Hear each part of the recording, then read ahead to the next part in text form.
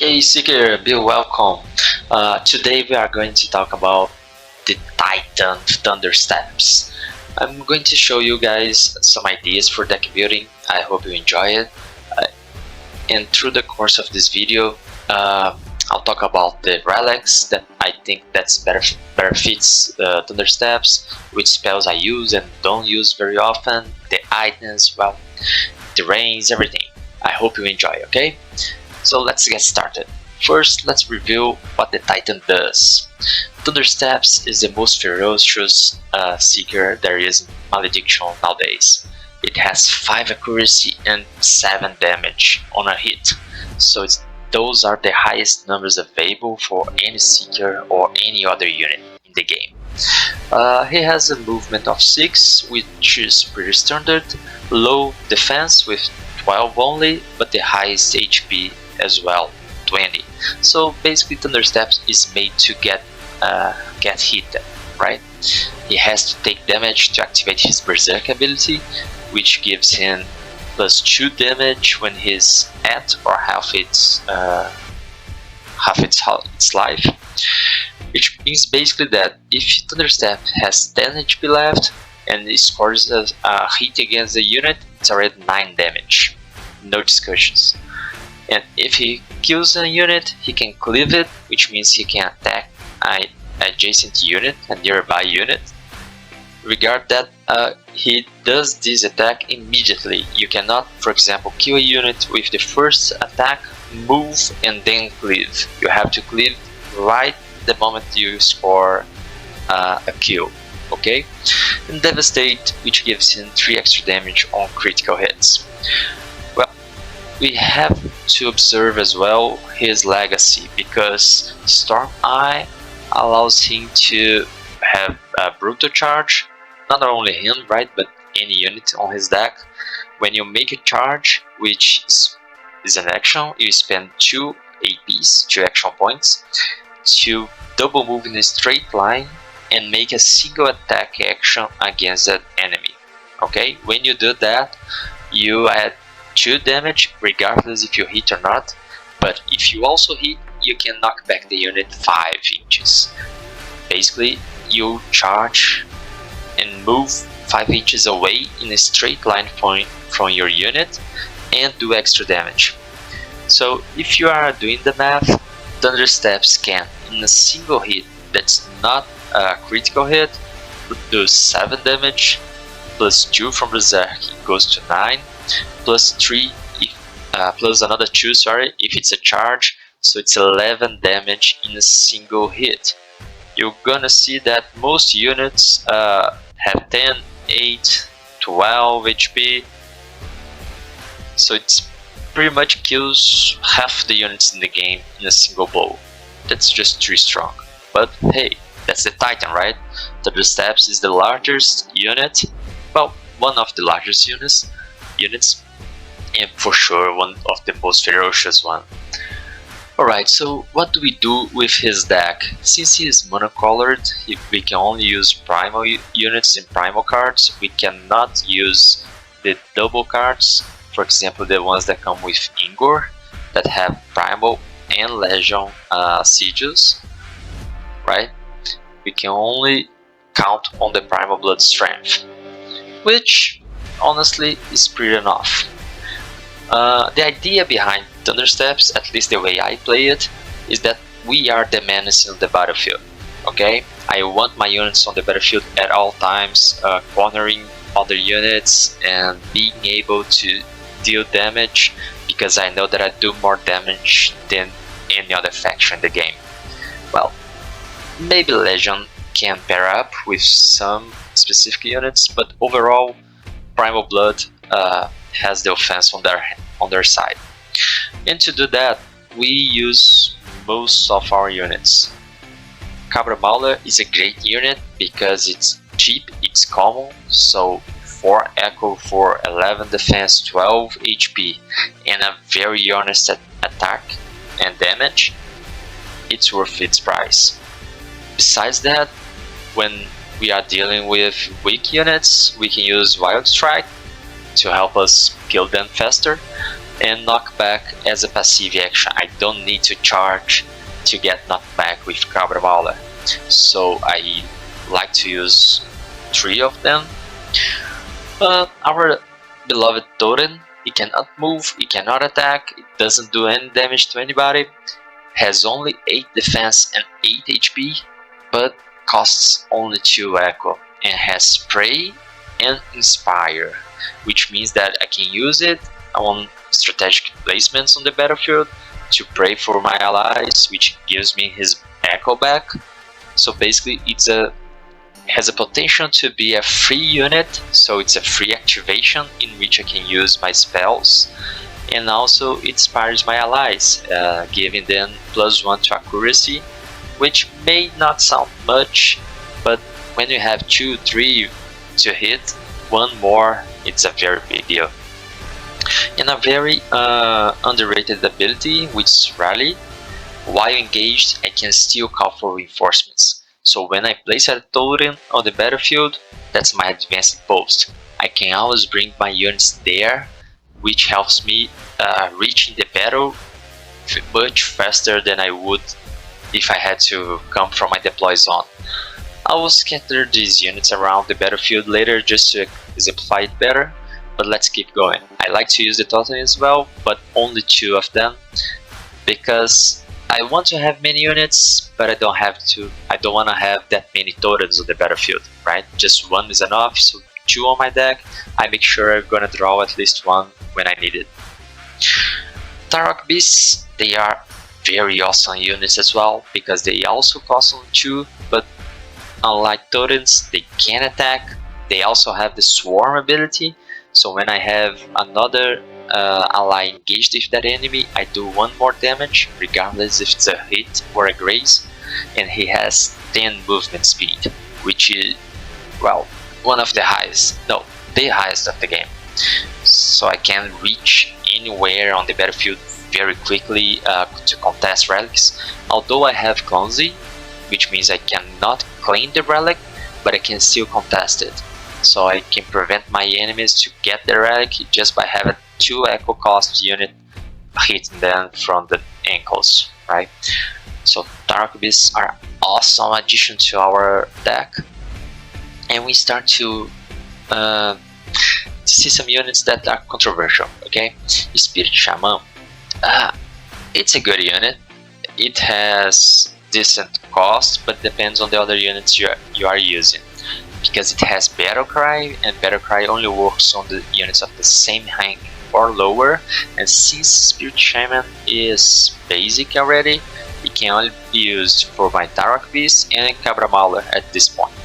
Okay, it's not that bad, because making, for example, Cabra Mauler make another swing, or Tarok Beast walk further to reach its target, it's not that bad. Heal 2, it's decent, but we not always need, or we not always want to heal our units. Mostly we want to battle to the death, right? So it's better for me to deal damage than to heal damage. Let's leave them behind a little bit. We are going to use Spirit Shaman, but just to make up for the other units we won't be playing. Okay. Bone Claw Rider. The best thing about these guys is the Dash Neo combo, which means they have one extra move per activation, and they do not generate retaliation. It's bigger than it seems, okay? Nimble means this unit can move without provoking retaliation. So I can, for example, engage with Dash, make a single hit, and leave with my second HP. It means that if I am going to battle units, for example, Star's Battlemaster, Vorendal itself, or units that have Onslaught ability that I can do 3 attacks, or units that have Ambush, like Bonnie Predator or our Archer, I can go closer, make a hit, and hide myself. This way I make my enemy have to move to keep up with my pace. If they move and make an attack, on my next turn I can make 2 attacks and move away with Dash Nimble. So this unit can be a pain in the ass if you use it correctly. If you just go straight forward and engage with an enemy, you're probably gonna not be using it correctly. But see, our relic, our legacy, allows us to make a 3 inches move if we discard a card. So I could, for example, discard a card, make a 3-inch move, charge to get the 2 damage bonus and knockback with my Bone Claw Rider, and move again afterwards with dash, so I can charge again next turn, for example. Because the charge bonus is the same as my grace damage. So for me, it's probably worth to take the dash, to take the charge, so I can knock back maybe on the nauseous terrain and move away. Okay, so Bone Claw Rider is a good addition to our deck. We are going to use them. Bloodfiend's Berserk is pretty much a small version from Thundersteps. It also has Berserk, it also has Devastate, it has a great HP.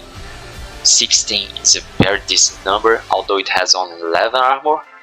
But it swings okay, right? 3 accuracy, 4 damage, and it has a great move speed of 8 as a base damage. We do want them on the deck, and right now we already have 12 units. For my Thundersteps, I don't usually use Farsight Imshare because, well, let's be honest, I want my units to be near the enemies, trade bows. 6 Echo to be far away can be a very strong strategy, but won't be fitting these Thundersteps decks we are building. I am going to show you guys another version that can be used, which includes Farsight Imshare, but for this first one, let's keep it out, okay? And then we have our 2 unique cards. We have Bloodfist Raptor, which is also awesome units. It has a very decent attack, accuracy, very decent damage, moves far away with his 10 movements, and flying, so he can go over obstacles, no problem. The Dire 3 ability that gives 3 damage when a enemy unit starts its activation nearby is just 3 damage, and Hit and Run is an awesome ability. I just love it. Even if the unit dies because of Dire, you can still make Hit and Run. Hit and Run doesn't care whose activation it is. It cares only for who killed the unit. So you can leave your Raptor nearby that dying unit. When it activates and die, you get a free move. Okay, we are definitely going to use Raptor, and of course we are going to use Body Breaker as well, for the same reasons. It doesn't have a very high movement speed, but a normal one, but 18 health with regeneration 3 is just too good not to use. Besides his offense side, right? 4 accuracy, 5 damage, and rank 5, it's more than the relic gives. So if you hit a unit twice, you do 15 damage. Now remember what I said about Thundersteps? If you hit twice, it does 14 damage. Okay, if it's on Berserk, you do 18. But we are comparing a Seeker with a unique card, and they do pretty much the same damage. If we want Thundersteps on the game, we sure want Body Breaker there as well. Okay, so right now we got 14 units, okay, plus Thundersteps, which makes 15. Pretty much half of our deck is units we are going to use. Okay, let's do the other things first, and then we complete the deck if we need anything else. Okay, I separate the spells through offense, defense, and utility spells. Okay, on the offense side, we have Nature's Wrath, which I don't think we are going to be using very often, since I want to have more units than my opponent on the battlefield. I often gonna do more damage to myself than to other units, so I don't use Nature's Wrath. Hot Step Blast can be a very useful spell because I can use it push my enemies away and then charge them with the bonus damage from my legacy. And it does 3 damage to all units nearby.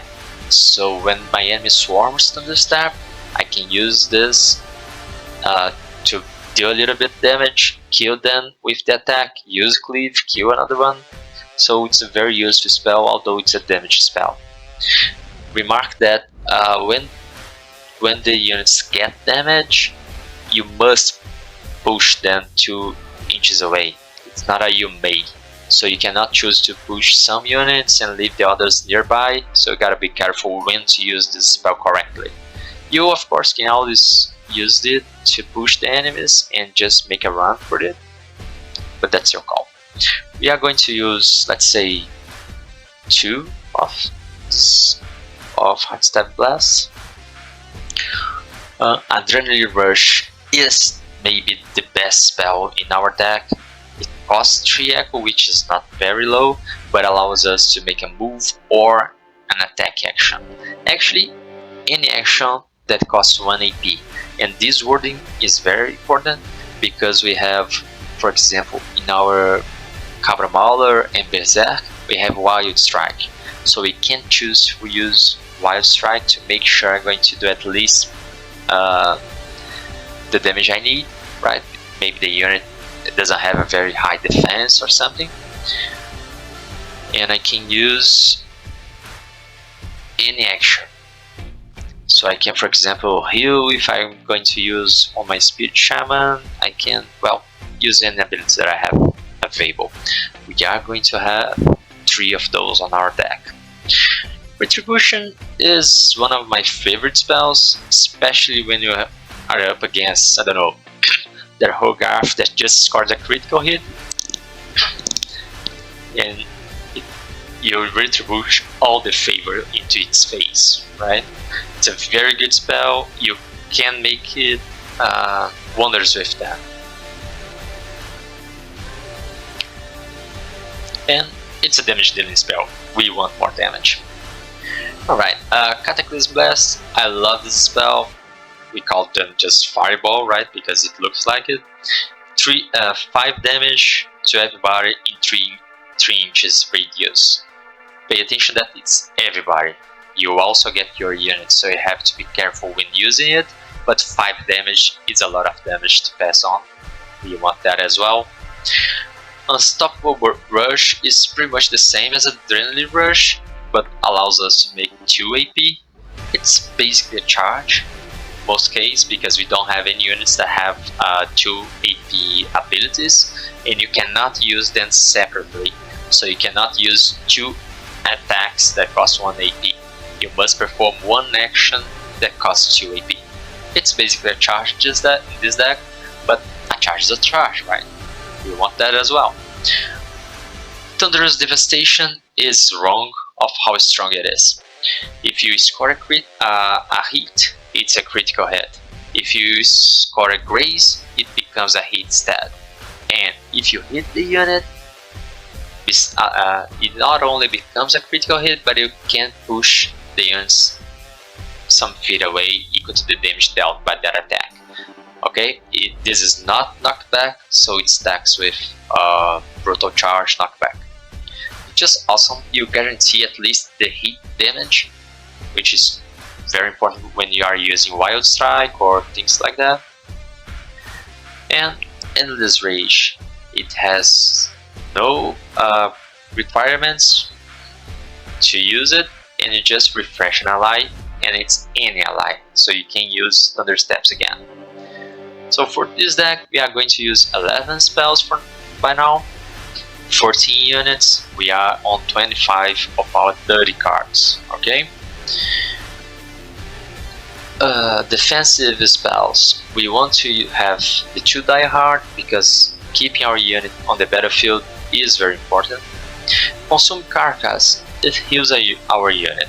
As I told you before, we are not very focused on healing. It is a very important side deck when you are playing against Morda or Polionor, because you banish a discarded card and they use this card very often. So we want that on our sideboard but as a main deck, not so much.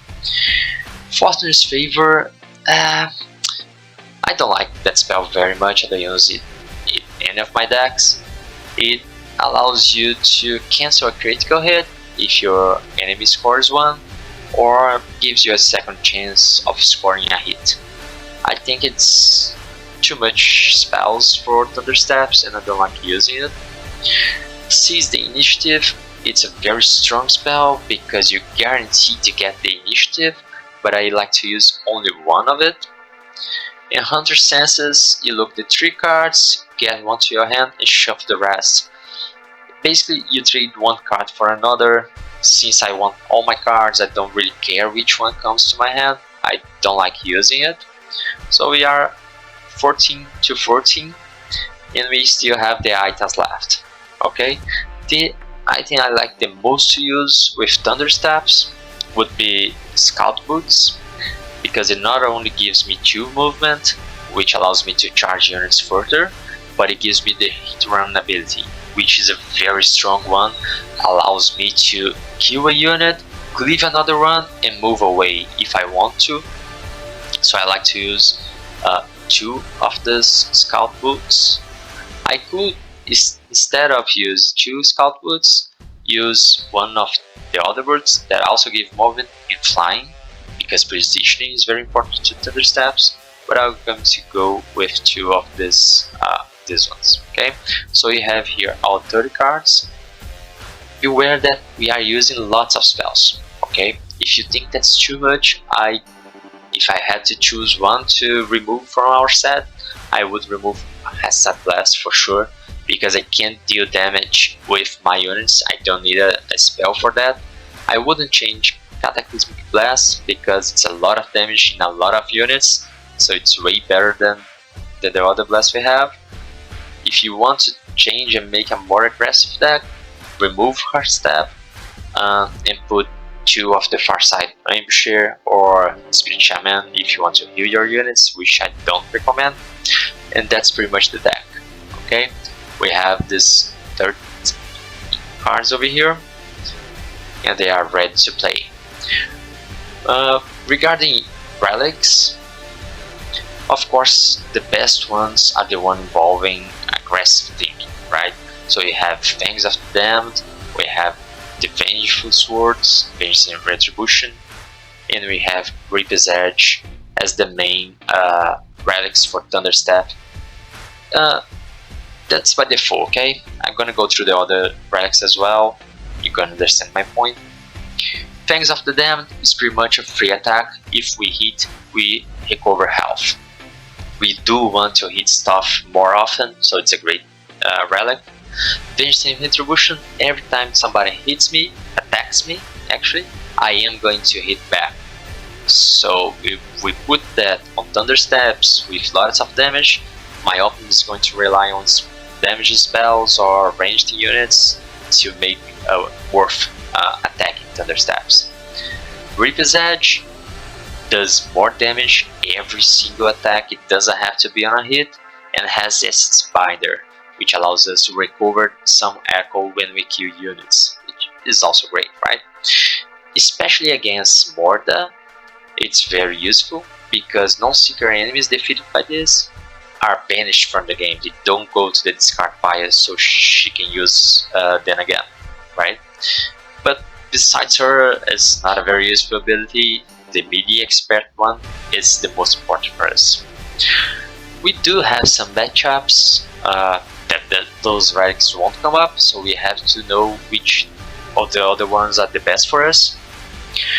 Veil Piercer is only useful if you do have Farsight Ambusher on your deck, so we leave that on the other side of the required. Boots of Celerity is probably the best relic in the game because it allows you to make a better positioning. Dash is strong, a very strong ability, and not provoking retaliation, it's very strong. Remark that we saw on the Rider on our deck that movement doesn't provoke retaliation when you have Limbo ability. This relic allows us to never provoke retaliation. So for example, if you have Boots of Celerity equipped, and our opponent has Vengeance Retribution, it will never hit you back, because you do not provoke retaliation, not only during movement, but ever. So if your unit has any abilities that it's written, when you do this, you provoke retaliation. With these boots, you just don't, okay? So this is a very strong relic because it allows you to make a better positioning and never provoke retaliation. Helm of Wrath is not very good for Thundersteps as a default because he already has Berserk, but the other units don't have it. And when you hit the threshold of half or HP, you gain resistance 2, and that ability can be very useful. When you are dealing with lots of minions, against Legion for example, that have many units with low damage, resistance 2 can be a lifesaver. The Reliquary, it's, well, maybe my second favorite relic, because 2 offense, 2 accuracy and 2 defense is very strong, and not only that, but allows me to change for any other relic at any time during the activation phase. So for instance, I have this relic of a unit and I make 2 attacks and didn't kill it, I can swap it for Fangs of the Damned and make a 3rd attack. Or an opponent is going to cast, for example, Entrap the Mind or Unbake, any other strong spells that is going to kill my unit, I can, as a response to that spell, discard the Reliquary and get Spell Eater Mask and get Spell Immunity. My unit is going to die? Oh no! Never mind that. Now it has 4 more life and regeneration 3. If by any chance it dies, it goes back to my hand. So you see, the Reliquary is a versatile relic that gives important numbers for your unit, but also has the flexibility to change for whatever is needed by that time. I love it as well. Tempest Scepter, well, it's better if you use it with your Farsight Imshare, but even to units that don't have ranged attacks as usual, it's a great relic.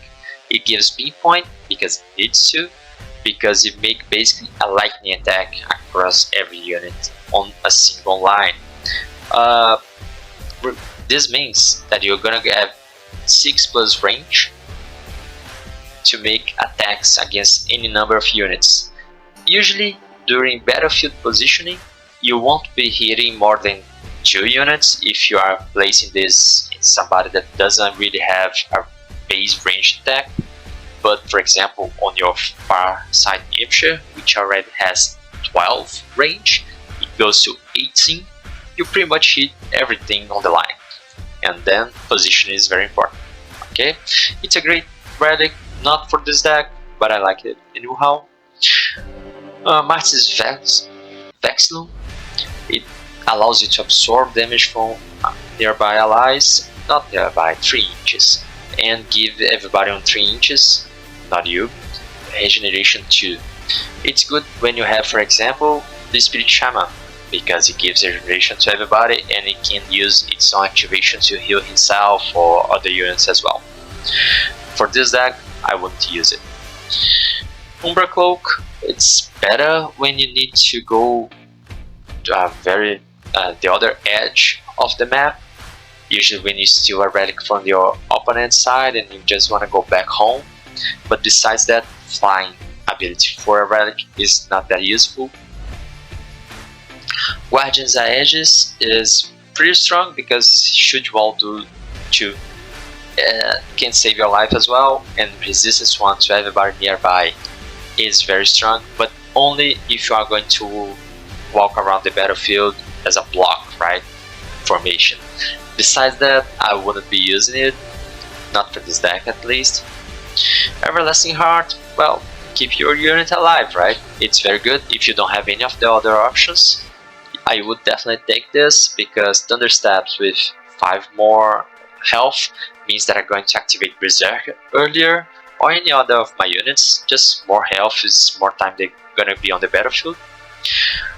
Hang off time is very useful when you have units that want to be stationary on the battlefield, like Takari's Priest or any other units with protection that are there just to soak damage.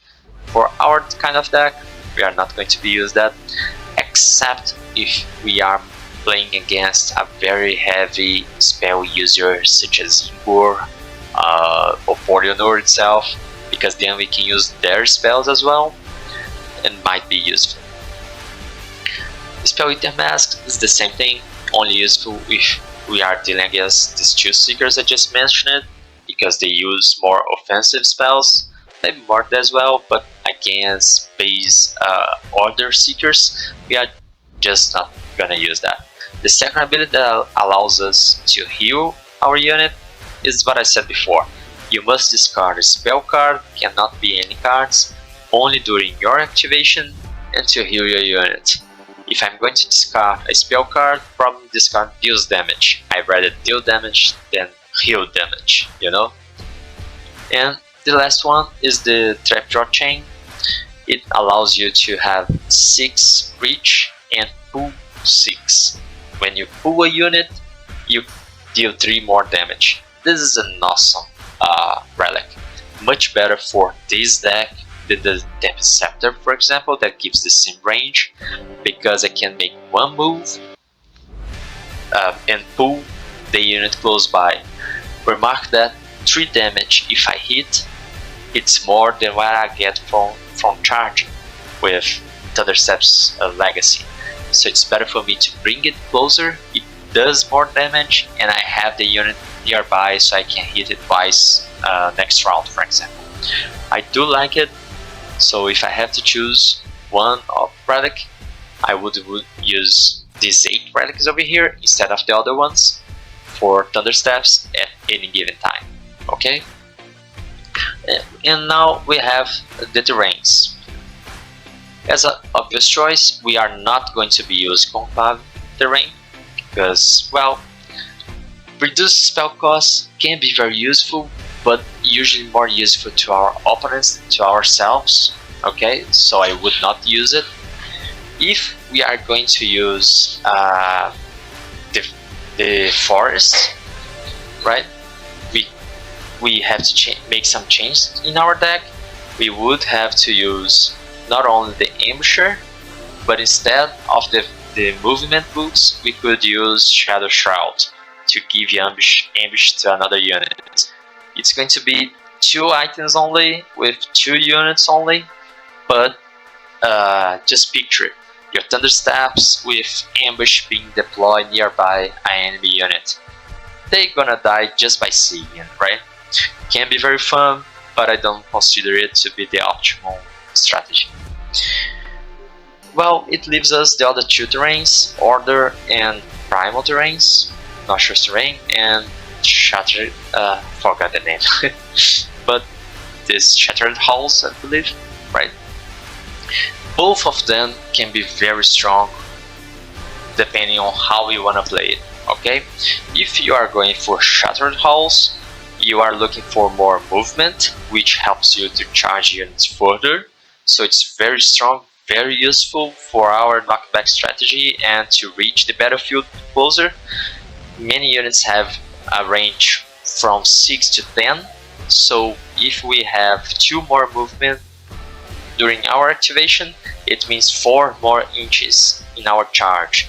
So it basically compensates for the range that other units have and allows us to not being hit before we can reach the battle, right?